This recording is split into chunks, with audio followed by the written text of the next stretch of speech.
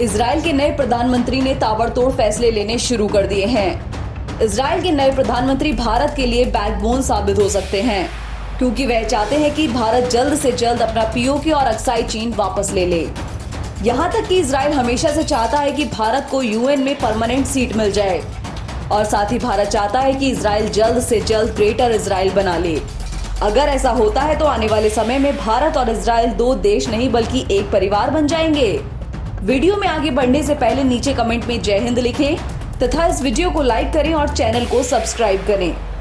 Israel जल्द ही भारत को और भी बेहद खतरनाक हथियार सप्लाई करने वाला है, जो बेहद खुफिया किस्म के होने वाले हैं और पलक झपकते ही दुश्मन को राख बना सकते हैं। इजराइल के नवनिर्वाचित प्रधानमंत्री बेहद खतरनाक माने जाते हैं, क्योंकि उन्होंने पहले भी अपने कई बड़े बड़े फैसलों से पूरी दुनिया को चौंकाया है। एक जमाने में इनको पूर्व प्रधानमंत्री नेतन्याहू का दाहिना हाथ भी कहा जाता था।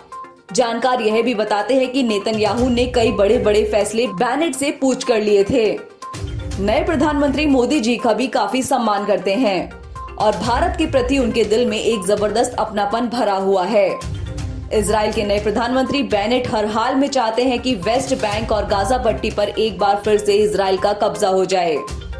साथ ही उन्होंने अपने दोस्त भारत की मदद के लिए भी बड़े बड़े फैसले लेने शुरू कर दिए हैं। उन्होंने भारत को लेकर एक बड़ा भयंकर बयान दिया है और साफ कर दिया है कि आने वाले समय में भारत और इजराइल की दोस्ती पहाड़ों से ऊंची और समुद्र से भी गहरी होगी और इस दोस्ती के बीच जो आएगा वह चकनाचूर हो जाएगा। इशारा सीधा सीधा चीन और पाकिस्तान को दिया गया था।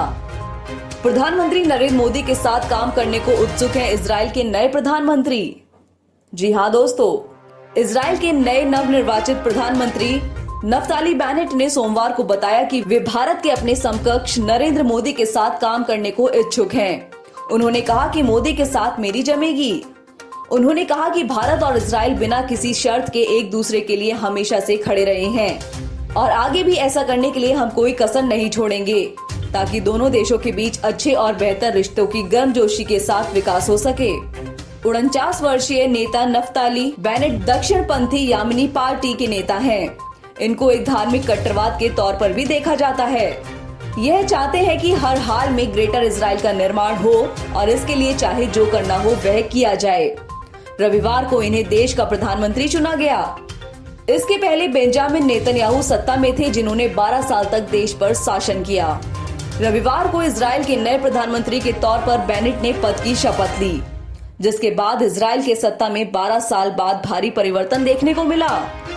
इसके साथ ही दुनिया भर में उन्हें बधाई मिलने का सिलसिला शुरू हो गया है। दरअसल प्रधानमंत्री नरेंद्र मोदी ने नए प्रधानमंत्री के तौर पर नियुक्त हुए बेनेट को ट्वीट कर शुभकामना दी, जिसके जवाब में बेनेट ने भारत के साथ इजराइल के संबंधों को आगे बढ़ाने पर जोर दिया। बेनेट ने प्रधानमंत्री मोदी के शुभकामना संदेश के जवाब में ट्वीट कर धन्यवाद कहा और लिखा, दोनों लोकतंत्र के बीच संबंध को बेहतर व मजबूत बनाने के लिए आपके साथ काम करना चाहता हूँ। भारत और इजराइल ने एक दूसरे का सुख दुख में साथ दिया है, एक दूसरे के मुसीबत को झेला ही नहीं बल्कि उसे दूर करने के लिए पूरी जोर लगा दी है।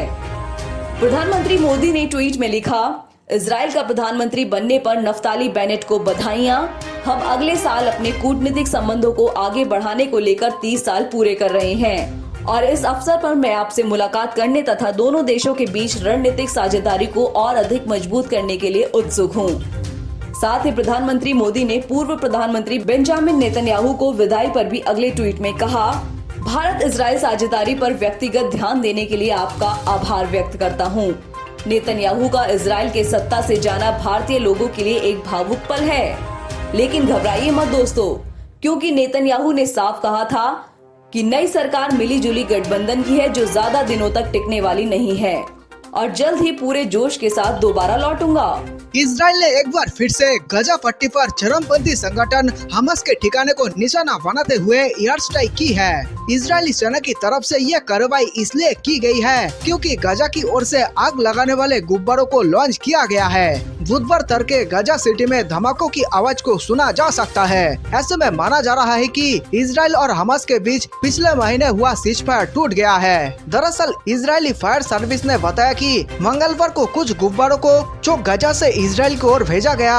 इस वजह से कई जगह पर आग लग गई है। इजराइल और हमास के बीच पिछले महीने 11 दिनों तक चले हिंसक संघर्ष और फिर 21 मई को हुए सीजफायर के बाद यह पहला मौका है जब इस तरह की कार्रवाई देखने को मिली है। यहाँ गौर करने वाली बात यह है कि मंगलवार को पूर्वी यरूशलेम में यहूदी राष्ट्रवादियों ने मार्च भी निकाला था।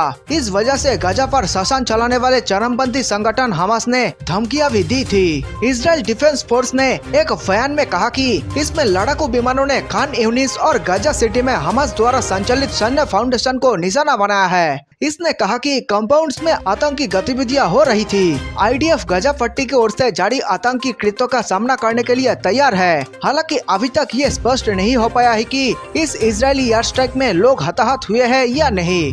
गौरतलब है कि पिछले बार हुए हवाई कार्रवाई में 150 से ज्यादा लोग मारे गए थे। नई सरकार के गठन के बाद पहली सैन्य कार्रवाई। हमास के एक प्रवक्ता ने ट्विटर पर जारी किए गए एक बयान में कहा, फिलिस्तीनी अपना बहादुर प्रतिरोध जारी रखेंगे और अपने अधिकारों की रक्षा करेंगे जब तक कि कब्जाधारी को हमारी पूरी भूमि से निष्कासित नहीं कर दिया जाता। मीडिया रिपोर्ट्स में बताया गया है कि इजरायली ड्रोन्स को गाजा पट्टी के ऊपर उड़ान भरते हुए देखा जा सकता है। इजरायली फायर सर्विस ने बताया कि आग लगाने वाले गुब्बारों के चलते दक्षिणी इजराइल में 20 जगह आग लग गई। बता दें कि नफ्ताली बेनेट के प्रधानमंत्री बनने के बाद ये पहली सैन्य कार्रवाई है। पिछले हफ्ते ही उन्होंने एक नई गठबंधन वाली सरकार का गठन किया है। तो वही दूसरी तरफ भारतीय सैनिकों ने भी कहा है कि कसम गलवान की फिंगर 8 और अक्साई चिन्ह पर तिरंगा फहरा कर ही दम लेंगे।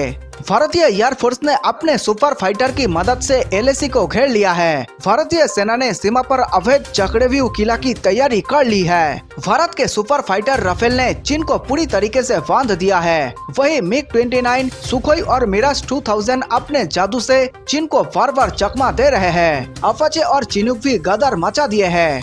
भारत सरकार ने भी सुरक्षा की दृष्टि से सेना के नाम देश के लिए 50,000 करोड़ रुपए को घोषित कर दिया है। अब भारत की कंपनियां ताबड़तोड़ परमाणु पनडुब्बियां भारत में ही बनाएंगे। आने वाले समय में भारत परमाणु पनडुब्बी बनाने के मामले में चीन, रूस और अमेरिका से काफी आगे निकल सकता है। जी हाँ दोस्तों, पूरी दुनिया के कोने कोने में 2030 तक आपको भारतीय पनडुब्बियां देखने को मिलेंगी और भारत हथियार बेचने के बाद जमकर पैसा कमाएगा। अब पूरी दुनिया में चीन की वजह से विध्वंस युद्ध होने जा रहा है। ऐसे में भारत ने भी अपने हथियारों के जखीरे को बढ़ाना शुरू कर दिया है। रूस के युद्धक जहाज और परमाणु पनडुब्बी प्रशांत महासागर में मौत बरसा रही है, तो वही दूसरी तरफ चीन लगातार अपने परमाणु बम की संख्या बढ़ाते जा रहा है। लेकिन भारत को चीन के परमाणु बम की जरा भी परवाह नहीं और इसी कारण भारतीय सैनिकों ने चीनी सैनिकों के छठी का दूध याद दिला दिए थे। चीन के उकसावे में आकर रूस प्रशांत महासागर में अमेरिका पर हमला करने का समुद्री प्लान तैयार कर लिया है। कोल्ड वॉर के बाद पहली बार रूस ने विध्वंस जहाज, समुद्री मिसाइल और परमाणु सबमरीन तैनात कर दिए हैं। समुद्र में रूस लगातार युद्धाभ्यास किया जा रहा है। दुश्मन के सबमरीन को कैसे मारना है, इसका रिहर्सल भी किया जा रहा है। इधर भारत ने भी चीन पर हमले की पूरी तैयारी कर ली है। अब केवल बटन दबाना बाकी रह गया है, क्योंकि भारत न तो चीन से और न ही पाकिस्तान से डरता है। इसी कारण भारत हमेशा खुलकर एयर स्ट्राइक करता है।